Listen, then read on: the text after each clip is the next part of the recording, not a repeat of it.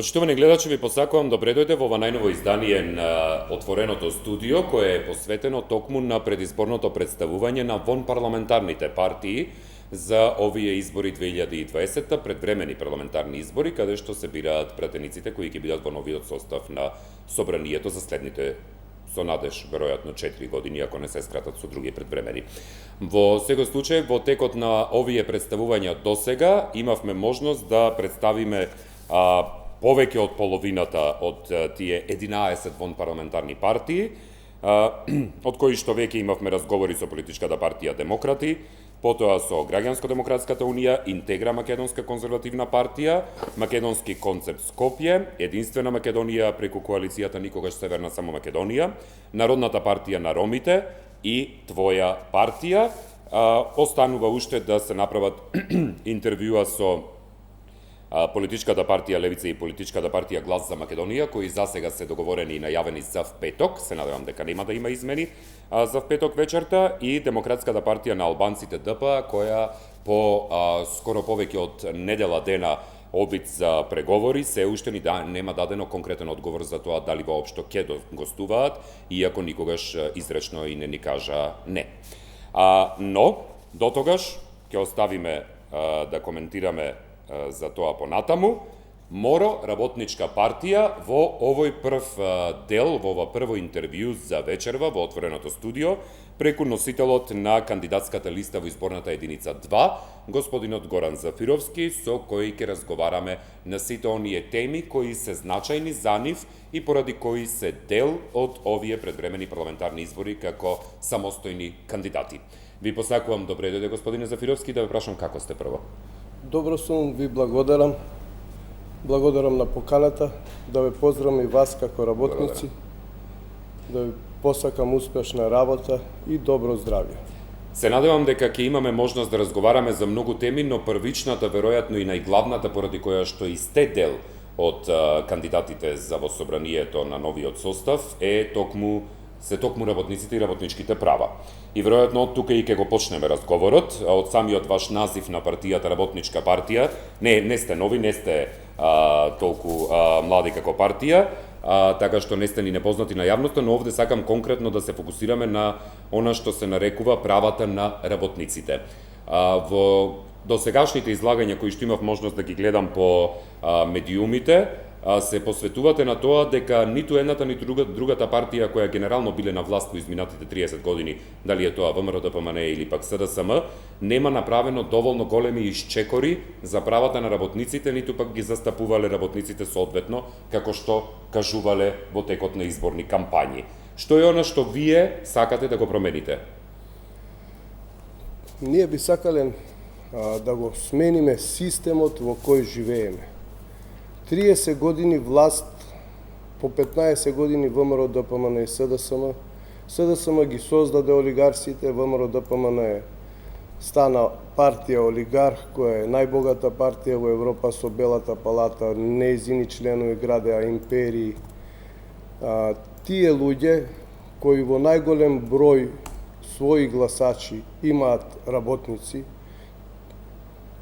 работниците, гласајки за нив, гласаат против себе. За овие 30 години работничкиот стандард е урнат за 12 пати, односно 1200%.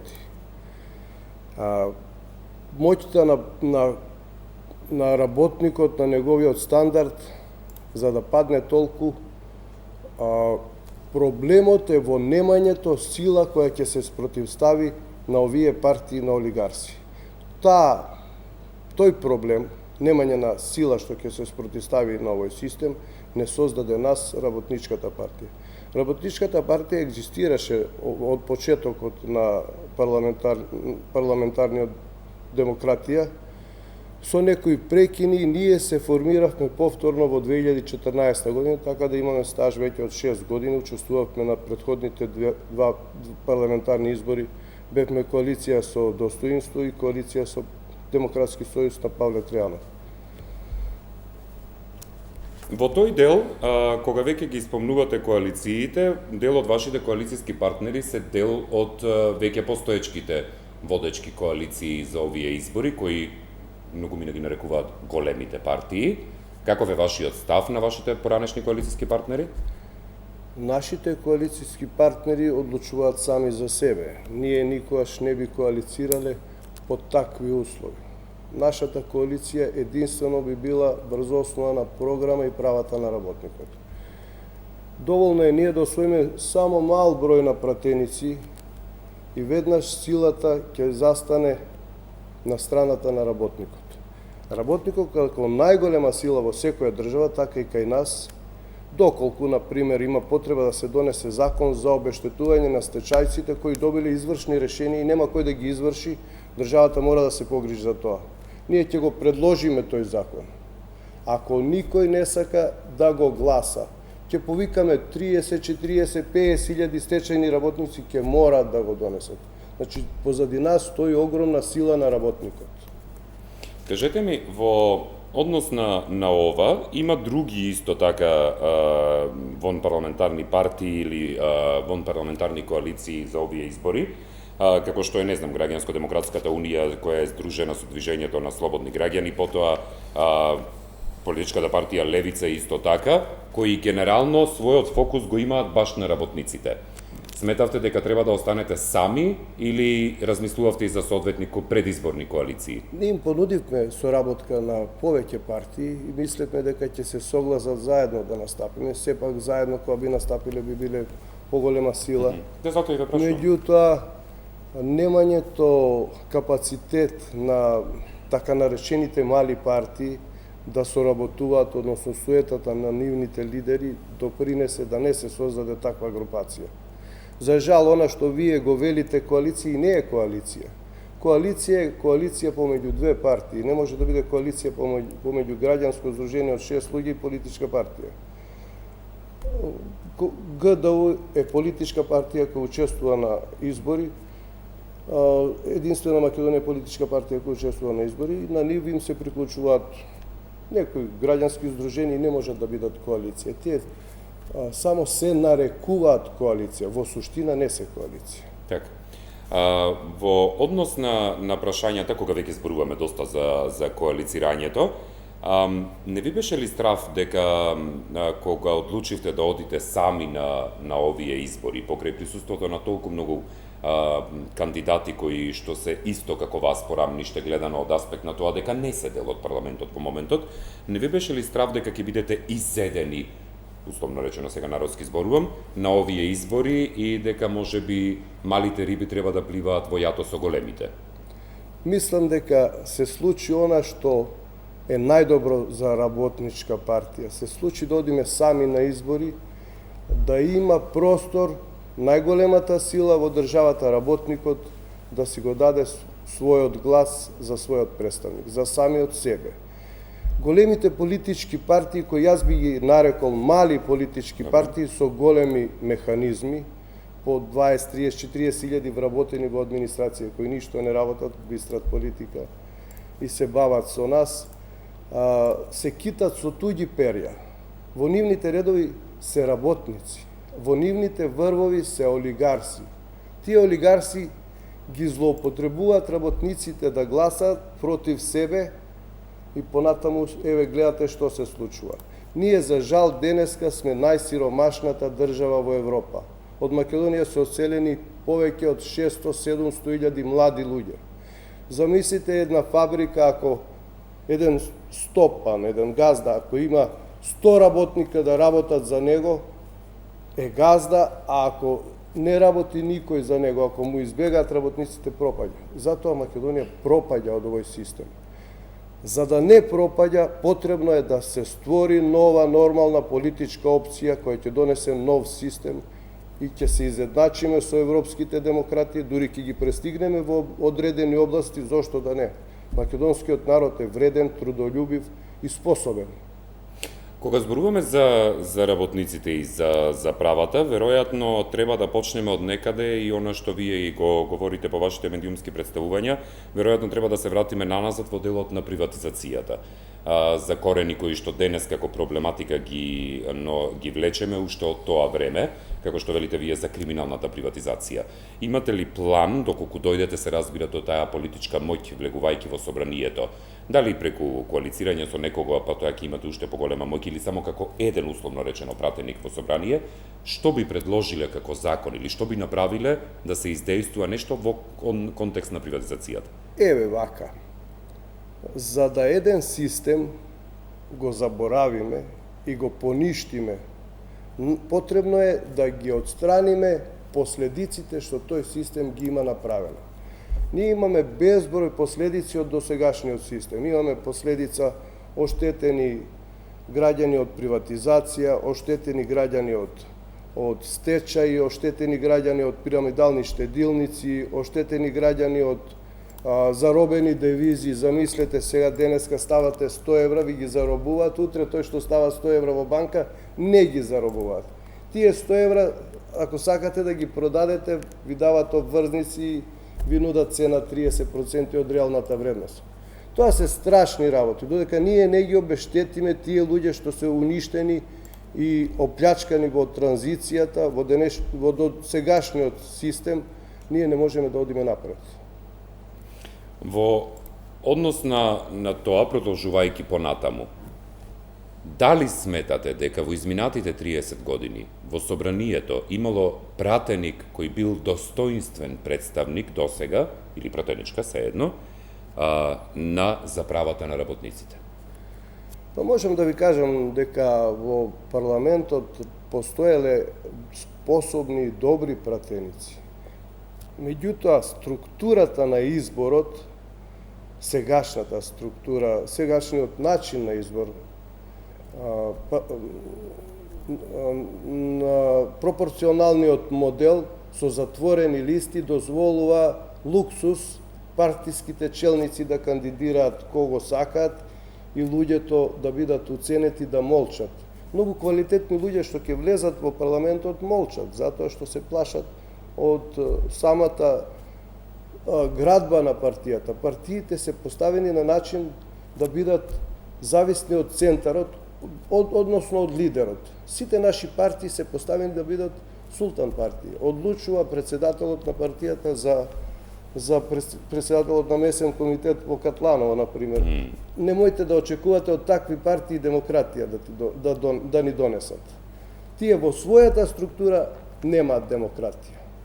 Така да и нивната власт ја пресликува истата работа и на ист начин владеат и со државата. Кажете ми, во услови доколку би дошле до тој степен да вие бидете джокерот, односно не главниот играч, освојувајќи, да речеме, 2-3 пратенички места, бидејќи според сите анализи и истражувања се смета дека може би разликата помеѓу ВМРО и ВМРО ДПМН и СДСМ во однос на освојувањето на пратенички места би им недостасувале уште, да речеме, 4 до 5 пратеници за да можат да направат една влада, да бидат мандатар. Дали доколку вие бидете тој джокер, тој играч, со кого би коалицирале? Ова е класично размислување за коалицирање. Добро. Ние не размислуваме така. Добро. Нашиот услов за да гласаме за одредени работи е да се донесе закон за синдикално организирање, закон за најмала загарантирана исплатена сатнина, нов закон за работни односи, нов закон за трговски друштва, кај што ќе се поедностават процедурите за отварање фирма, ќе се поедностават давачките, односно една фирма што ќе работи во Македонија ќе има две основни давачки: данок на државата и плата на работникот. Ќе ги ослободиме луѓето од безброј проблеми, ќе можат на работникот да му дават поголема плата. Се чудиме ние денеска зошто едно шише пиво во Германија поевтино него во Македонија, таму платата е 2000 евра. Затоа што системот е подобар, условите за бизнис се подобри. Ние ги искомплициравме работите и тоа само по себе предизвикува корупција и рекетирање. За да ти дадам дозвола мораш да ме подмитиш. Значи, оној кој што би ги исполнил вашите барања, тој би бил... Би добил поддршка за одредени работи. За одредени работи. Например, ако му фалат не влегуваме во коалиција, Добро. меѓутоа ќе поддржиме малцинска влада Така. ако исполни такви услови. исполни такви Значи услови. не класична коалиција. А доколку би дошле да речеме и до таа моќ да можете да бирате и можеби некое конкретно министерство, кое министерство би го одбрале? Министерство за труд и социјала, најпрво Министерство за економија. Меѓутоа, далеку сме од бирање министерства затоа што тешко може да се соработува со досегашните структури на власт. Како го оценувате изборниот законник во однос на партиите како вашата? Многу лош. Еве нека и останат 6 изборни единици, листите треба да бидат отворени. Ако имаме 20 кандидати и 20-тиот, ако е квалитетен да добие глас. Тоа само по себе ќе допринесе за поголема демократија, отворени листи. Меѓутоа, полесно би било за нормално нови партии, доколку е една изборна единица со прак од 1%. Така. Кажете ми во однос да речеме на, бидејќи го споменавте како прво Министерството за труд и социјала, партијата која што во изминативе години е на власт, тоа е СДСМ, во коалиција со ДУИ, се фали постојано дека има направено најмногу кога станува збор за делот на трудот и социјалата во оваа држава, постојано посочувајќи ги, како што велат тие фактите за зголемување на просечната плата, на минималната плата, на социјалната помош, на детскиот додаток и на пензијата и така натаму. Сега дури прават и одредени анализи како тоа би изгледало за наредните 4 години. Сметате ли дека навистина во суштина граѓанинот на оваа држава на Македонија го доби тоа што се зборува сега на овие предвремени избори како кампања? Не е точно, они се фалат со некои работи кои не се реални, не суштествуваат во реалниот живот. Најпрво да ви кажем, нашата држава има 200.000 административци. Тоа е огромен терет за една држава со ваква економија.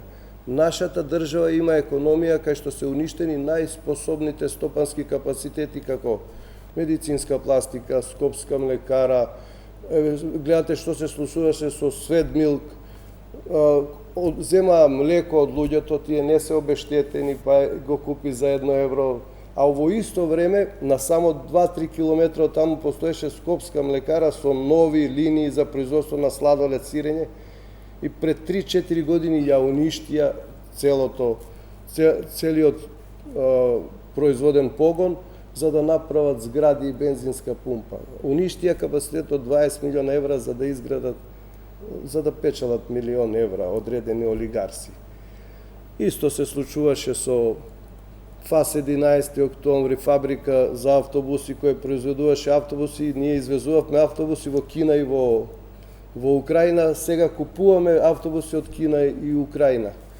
Со ваква уништена економија, со вака уништено земјоделство, кај што немаме загарантирана откупна цена на земјоделските производи, кај што немаме култури кои ќе носат профит.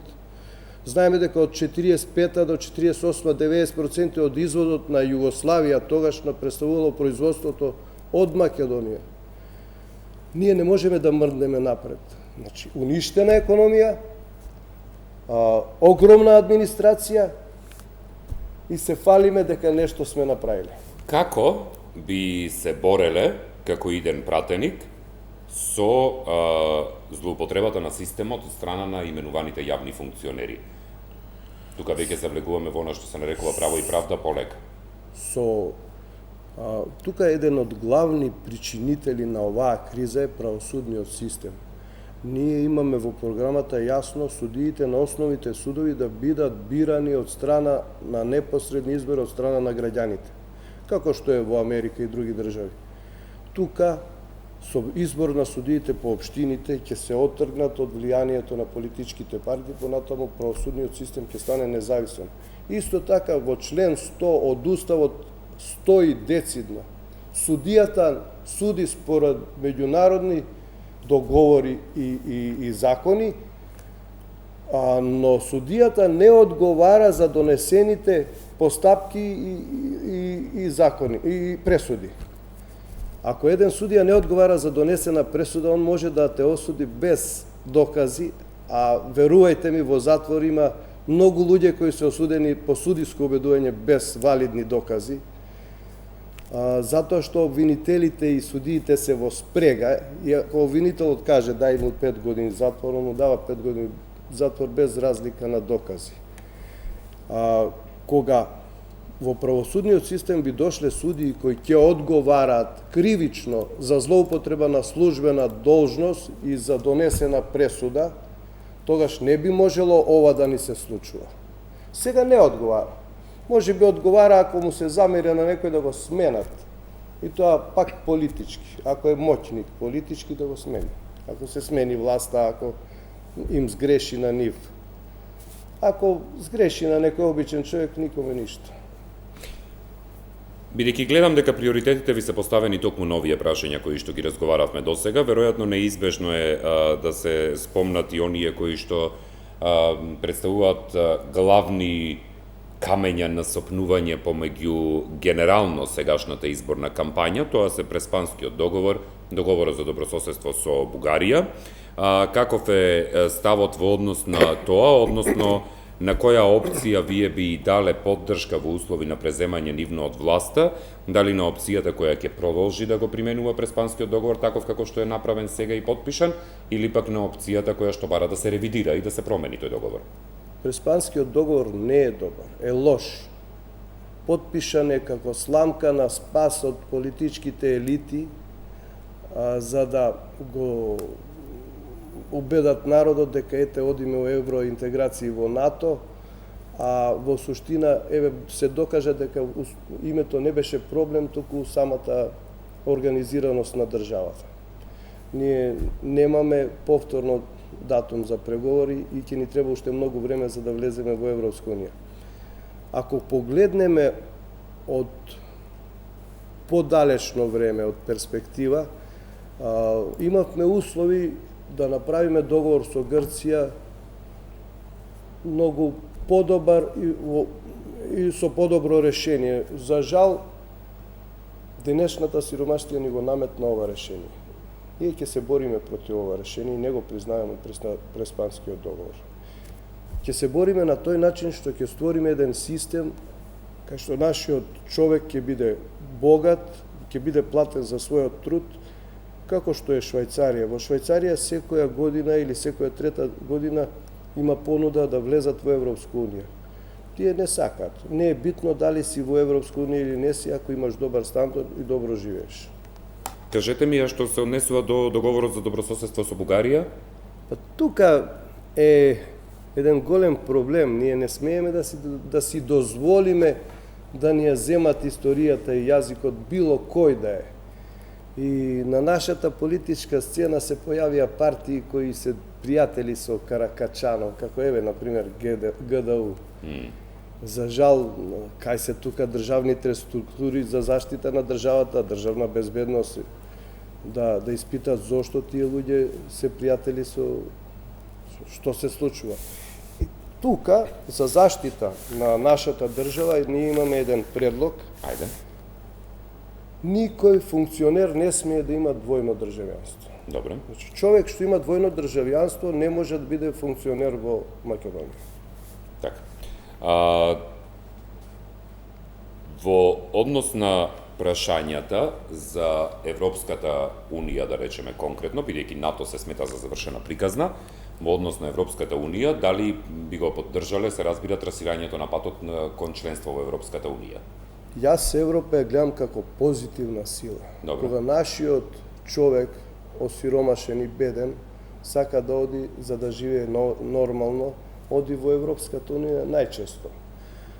Штом нашите луѓе одат на печалка таму, сигурно подобро се живее. Би сакал да го постигнеме стандардот што го има во Европа и ги почитувам нивните залагања кои ќе ни кажат организирајте си го правосудниот систем, организирајте си го корупцијата да ја нема во Македонија. Они ни даваат добри совети. Зошто не ги прифатиме, ајде? Они ни се пријатели. Како ги оценувате странските инвестиции кои што ги носеше првично најмногу ВМРО ДПМНЕ, па тој тренд го продолжи и власта на СДСМ и сега кои што се фалат дека ги зголемиле за повеќе од 200 милиони и очекуваат раст до 1 милиарда евра.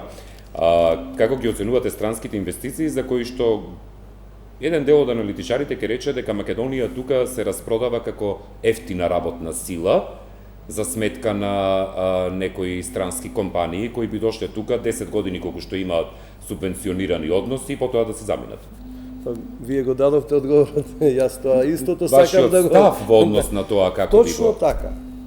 Ако една Ван Хол пропаѓа во Белгија и доаѓат, или Холандија и доаѓат тука, плаќа 4 евро, тие 4 евра до работникот стигаат 2 евра, другите не знаат кај завршуваат, значи најверојатно посредникот. Додека е тие 5 години да не плаќа придонес и за работниците, додека има бесплатни бенефиции и субвенции, ќе екзистираат. После тоа, ако им се појави подобра клима за работа во Белгија или во некоја друга држава, ќе одат таму. За жал, вакви инвестиции се многу лоши, ние продаваме ефтина работна сила. Тоа е еден страшен феномен. Странските инвестиции не се привлекуваат со продавање на ефтина работна сила. Странските инвестиции се привлекуваат со бизнис секторот. Не може држава да биде тој двигател на странските инвеститори. Еве, јас лично, од пример, не го знае никој, имам донесено странски инвеститор кој има вложено во Македонија 10 милиона евра. Има купено фабрика за кисела вода во Битола, Гермина, има изградена фабрика за рециклажа во Трубарево, има гради фабрика за пелени во Илинден, општина. Човекот не е поврзан со државата. Не зема субвенции од државата? Никакви субвенции. Дури му се пушта разни посредници да му помагаат, а се знае како помагаат. Во однос на тоа секако ќе ве прашав, бидејќи тоа некако ми се врзува и со корупцијата. Во изминатиот период се случуваше доста луѓе да пријавуваат, значи изминатите години сега зборувам, каде што мали семејни бизниси кои што се развиваат од страна на луѓе кои имале некоја идеја од бидувањето работник, па создале нешто малечко колку да развијат како предприемачи, постојано кажуваат дека имаат своевидни посети за советувања и за развој на бизнисот, па потоа тоа нешто скршнува од патот. Како да ги заштитиме луѓето кои што започнуваат своји мали бизниси на начин што би ги оставиле овде, а не би оделе во странство? Јас тоа веќе го кажав.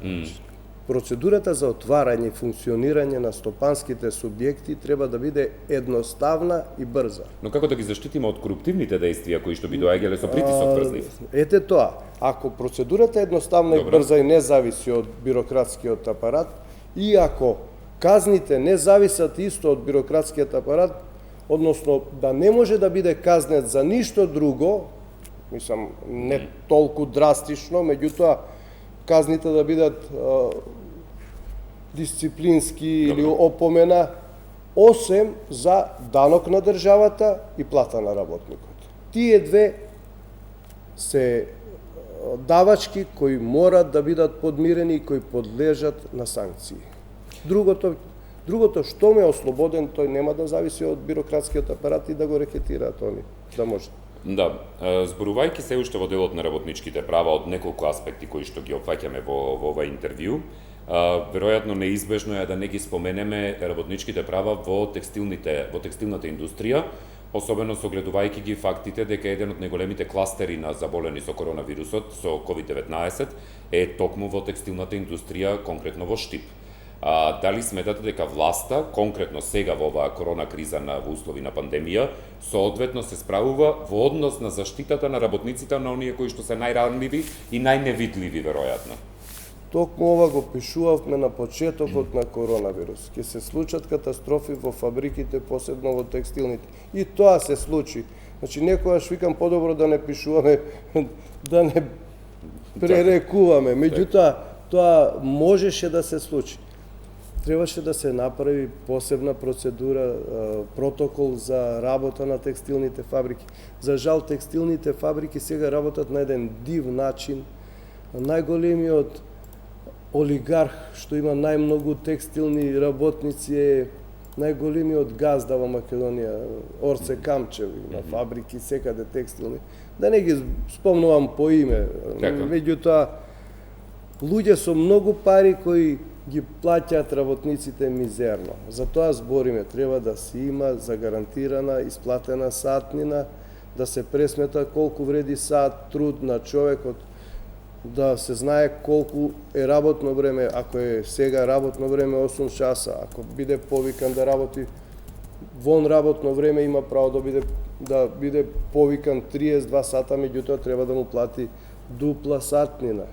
Околу сатнината, добро што ја спомнавте, сакам да ве прашам, што значи соодветна сатнина во услови на македонската економија?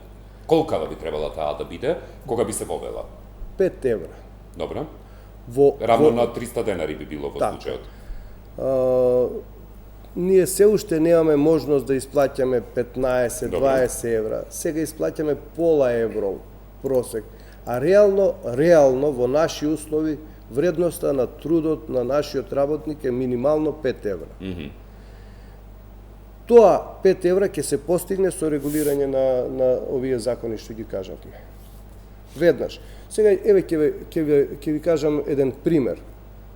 Што се случува со металопреработувачката индустрија? Добро. Што се случува со рударството? Каде оди заработката од олово и цинкот? Каде оди заработката од бакарот и златото? Каде оди заработката од прилепскиот мермер? И други руди? Надвор од државата. Тоа се цифри поголеми од 1.000.000 евра. Една велешка топилница, чистачката имаше 3 пати поголема плата од председателот на општина Велес. Значи, тие пари сите молчат. Значи, тука се заедно и СДСМ и ВМРО да помане. И си ги делат парите. Тоа би значило дека ако е 5 евра сатнина на работникот, ако се раководи според 8-часовното работно време во случај доколку не се залагате за кратење на работното време дневно? Се залагаме. Се залагате? Се залагаме за или 6 часовно или 4 дневна работна недела. Да, бидејќи голем дел од европските држави тоа почнаа да го пробуваат како... Да, тоа е една процедура која се прави на здрави основи. Ние немаме економија за да се залагаме за такви... Значи да почнеме со сатнината, па ќе стигнеме до... Да почнеме со сатнината, со регулација на работа на фирмите, со регулација на меѓусебните плаќања, со регулација на сообештетување на оштетените. Мораме сето тоа да го расчистиме и да тргнеме на ново. Во издвојувањето на своите факти, истото го правеше и предходната власт на ВМРО-ДПМНЕ, а и сегашната власт на СДСМ, каде што постојано се посочува на намалувањето на стапката на невработеност. Така што СДСМ сега зборува дека од 2016-та, кога завршило со владење ВМРО-ДПМНЕ, стапката била 24%, тие ја довеле до 16,2% и имале намера тоа да стигне до 8%, што е некаде, да ви кажам искрено, малку близко и до данските стандарди на невработеност. Ако вкупната бројка на вработени не се зголемува, како тоа се намалува невработеност? Оснивач на фирма, тој што не се пријавува, што не може да поднесува да оди секој 5 дена да се пријавува, тој што се исели до странство, тоа ли е намалување? Сметате дека вештачки се намалува стапката и тоа се користи за... Не сметам тоа, сите го знаат. Так. Кажете ми, дали ќе се залагате како иден пратеник за итно правење на попис на населението? Бидејќи сите овие работи кои што ги зборуваме зависат исклучиво од таквата демографска... Пописот е една процедура која мора да биде спроведена. Да, дури малку е и чудно што воопшто разговараме за спроведување попис како таков, но до таков степен сме стигнати. Тоа е статистичка операција која мора да биде спроведена. Так. Ние треба да знаеме со што располагаме, до кај сме, што сме. Значи, тоа е потреба на една држава. Кажете ми, што е она што работниците, кога, имате средби со граѓани во изминатиот период, разговарате со нив, се разбира, ја водите својата кампања. Што е она што најчесто го кажуваат луѓето со кои што се среќавате како најголем проблем, ако и го гледаат како моќ кај вас, вие да го направите кога ќе влезете во собранието. И им велите, добро, ова е тоа за што ќе се зафати, не знам во конкретно на работниците, но што е тоа баш ме интересира. Па Што ги боли најмногу луѓе? пред корона ние почнавме една предизборна активност и организиравме во Велес еден собир заедно со синдикатите на стечајните работници. Имаше таму може би 1000 луѓе на кој протест на кој зборевме и сите нив ги мачи она што го зборам. Значи, донесени извршни судски решенија за обештетување на стечајните работници нема кој да спроведе. Сите цело време кукаме, извршителите се многу сурови и строги, а ваму нема кој да спроведе. Законот за извршување не чини, значи нашиот систем не чини. За тоа збориме, обештетување на сите оштетени луѓе.